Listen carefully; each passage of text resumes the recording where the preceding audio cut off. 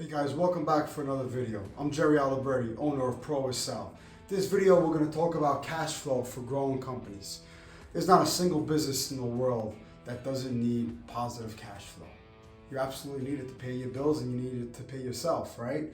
So I listed 5 different topics within the cash flow topic that I would like to discuss that every growing contractor needs to master in order to have great cash flow in their company.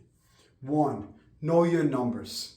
I can't tell you how many times contractors just have these particular unit prices in their head and they just keep constantly using them over and over and over, but yet every single project changes.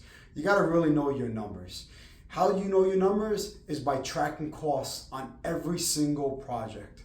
I love to see, if you're a company where you have the luxury to have multiple estimators and multiple project managers, I love to send estimators out to the field and have them track their own productions every single day, come up with an average of 3 days and come up with their own unit prices. Or out in the field, you need to have a good cost tracking process so you know what you're actually doing versus what you budgeted as well. So you need to really know your numbers and you need to keep your estimates really sharp. 2, invoice frequently. Another story I hear over and over and over, especially with smaller companies where the owner is the owner-operator and is pretty much doing every single task possible within the company, is they're not invoicing properly. They're waiting 60, 90 days to invoice, and then they forget what they actually need to invoice because they weren't keeping quantities and they weren't tracking what they were actually doing every single month. You should at least have net 30-day contract terms in your contracts, and you need to invoice frequently.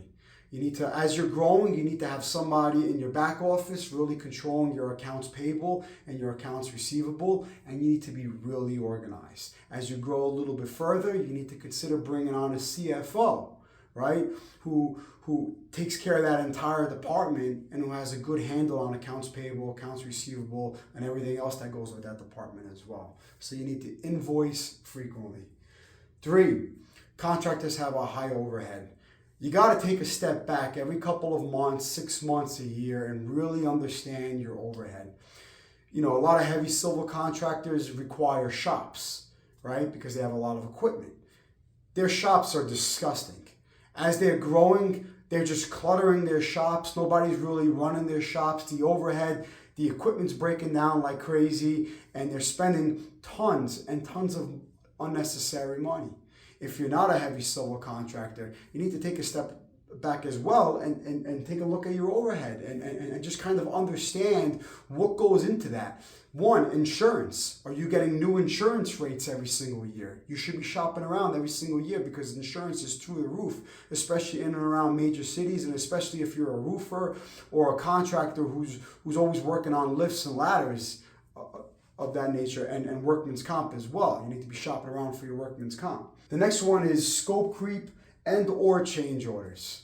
I know a lot of larger companies struggle with change orders. I've heard stories of companies just losing money on change orders, which blows my mind. I don't know how you lose money on a change order, which is essentially a cost plus the type of work scope, right? So you need to understand what work is involved even outside of the project area as well. Because in order to get materials to a project, there's always some kind of work that's required off-site that you need to let the engineers understand, or the owners, or whomever you're working with, who's paying the bill, who's sending you the check, understand that there's more work involved than just what's happening on the job site. You also need to sign those T&M tickets, which is your change order, which turns into the final budget on a daily basis. Every single day, whatever work was done for that change order needs to be signed off on. As far as scope creep goes, that comes down to actually laying out what needs to be done every day and every week to your crews. 15-minute morning huddles, letting everybody understand which part of the scope will resolve a lot of scope creep. Right? And then there's also rework that could probably go into that as well. So rework is just, sometimes bad surveying, just sometimes your employees just not really paying attention to survey marks, or maybe just doing work that they shouldn't be doing to begin with. It all goes back to communication, right? So you need to communicate what work needs to be done every single day. And you'll be surprised how many contractors don't have morning huddles, or there's 2 supers for every 10 jobs and nobody's really telling the foreman what's expected of them. That's how scope creep happens. Or the GC is asking for more work to be done, and the project manager or the super is just too lazy to really go look at the plans and understand that that's not part of their original contract. So there's many different components to scope creep and change orders and rework. Last but not least, delayed payments. I broke this down into 2 different sections: bad GCs and bad owners. You need to be getting paid at least every single 30 days. Monthly, you need to understand what you need to be getting paid. I know several owners that are talking about bankruptcy because they're trusting the GC and the owner to tell them what they're owed. No. The GC and the owner can care less about what you're owed. I'm telling you the truth about this. You need to know what you're owed every single month. All right? So you need to be tracking your quantities and be sure of that. If you have a bad GC and an owner who doesn't pay, then you need to understand that on future projects, I know this is hard to do, but on future projects, you need to kind of lean back a little bit and not give them aggressive numbers at a minimum.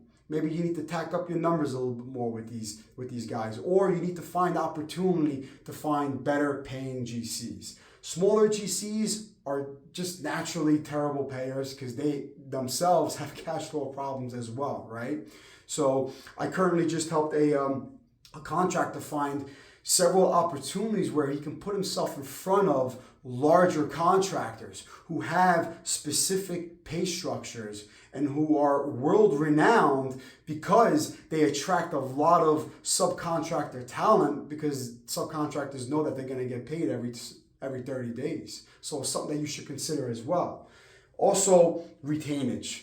You know, it's part of the business. A lot of contracts hold back 5 and even 10%, which is essentially your entire profit. So you need to understand cash flow. You need to understand your mobilization. Do you need to borrow money for mobilization, which again goes back to overhead costs in your bid? Do you need to put a cost to borrow money? So retainage is a major issue, and unfortunately a lot of GCs don't pay you the retention until they get paid, which could be many months after you leave the job. I've heard stories of up to 2 years. So you need to have some kind of a cash flow chart when you're bidding the project to kind of understand how much money you need to put up front for the first couple of months, and then at what point does your pay requisitions kind of crisscross your cash flow, and then from there you start getting positive cash flow. It's also important to understand how this goes back to know your numbers, is to spread your numbers properly, your overhead and your profit, into your direct costs, right? If it's a unit price project, you want to be able to, I know some people would argue with this, but I like to front load a project. You want to get your money as front up as possible, but you got to be a responsible contractor to really understand your cash flow, and you can't just take that extra cash that you're seeing the first couple of months, the first 6 months of your project, and go spend it on a Ferrari or something like that. You got to really know that there's going to be payroll, there's going to be punch list work, there's going to be a lot of expenses at the end of the job that still need to be covered. And then at the final payment, when you get your retention, that's your delta, and that's how much money you actually made on that particular project. So this topic can get really complicated, but I try to hit the top 5 challenges that I see with growing contractors. If you like this video, I encourage you to like the video, of course. Comment on the video. I want to hear what you think about this particular topic and any other new videos you want to hear about, and also subscribe. Until the next comment.